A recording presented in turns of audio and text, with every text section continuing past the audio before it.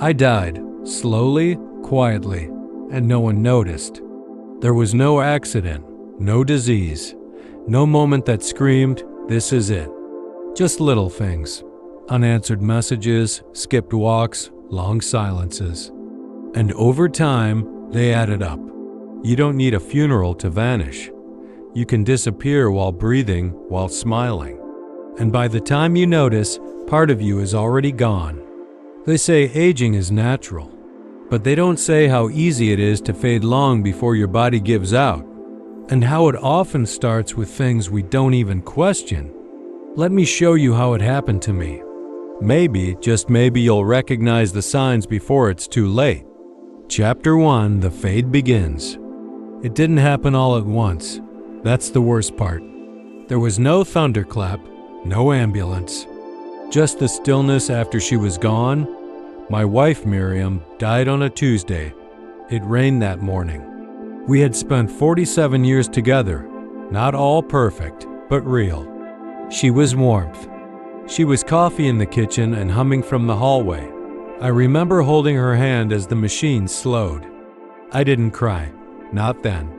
The funeral passed in a blur of polite faces and casseroles. Then the house got quieter.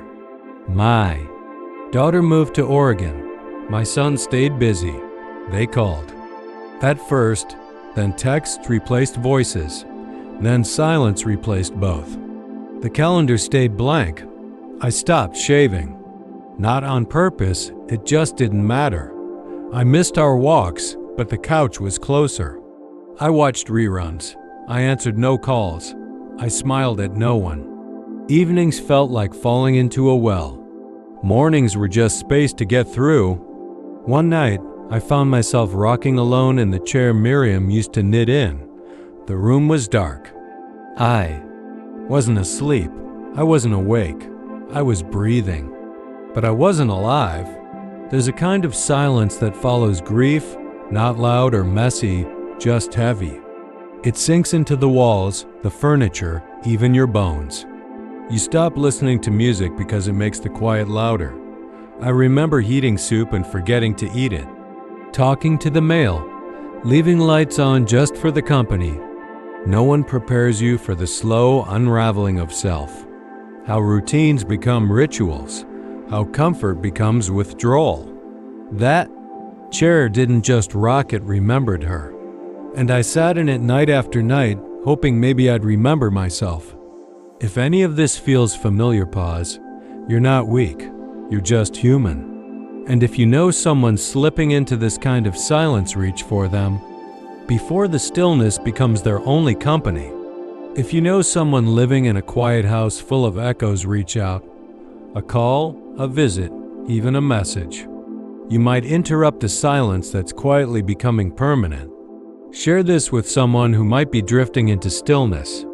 Chapter 2. I died when I stopped moving.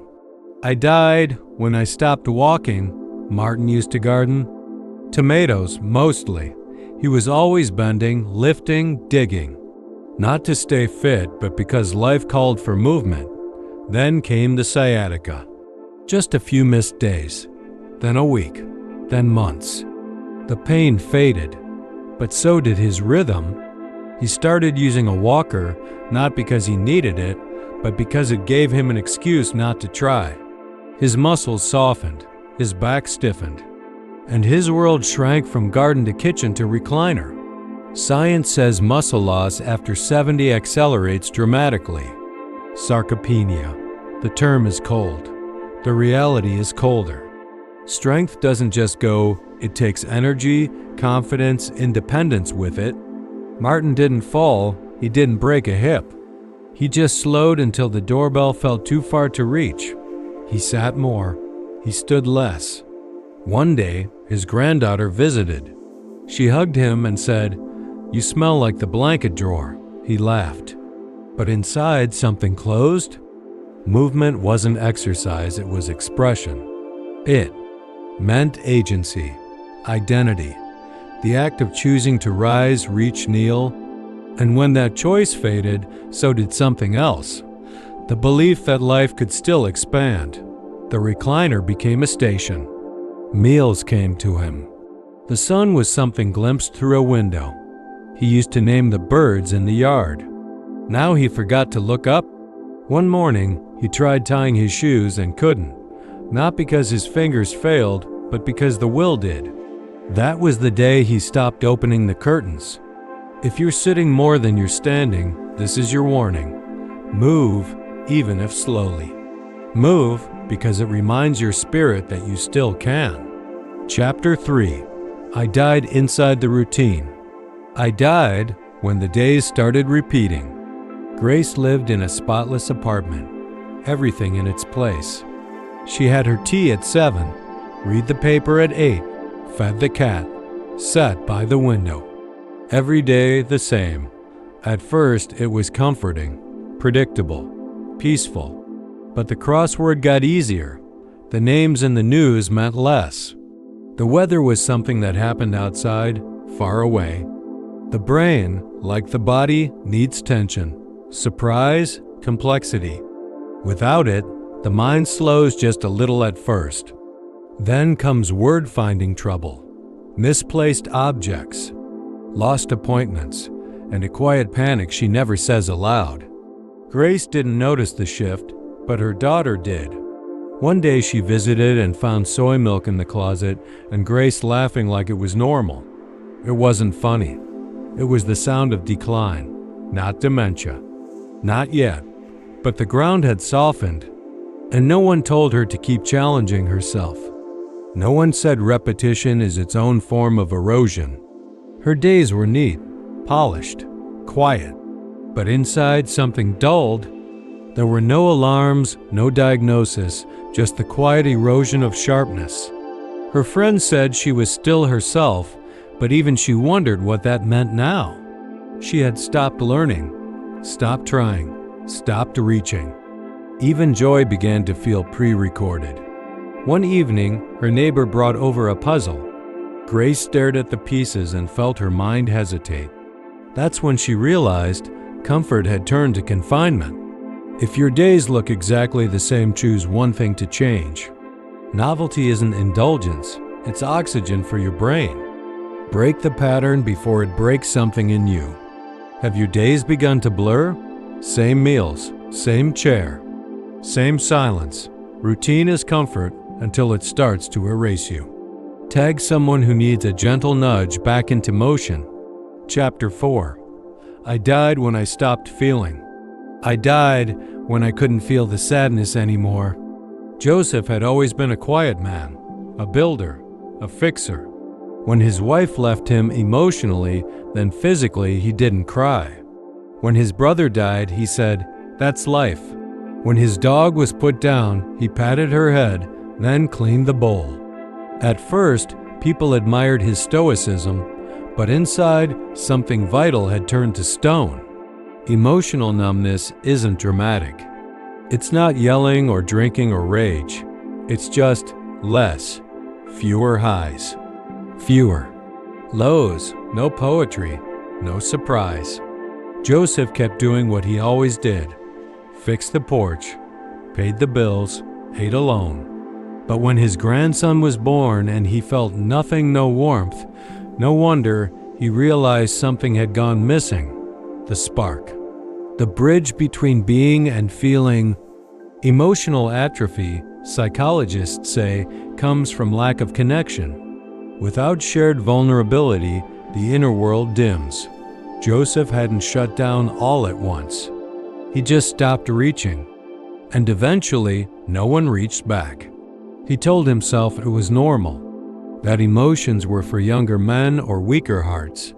But numbness has a price.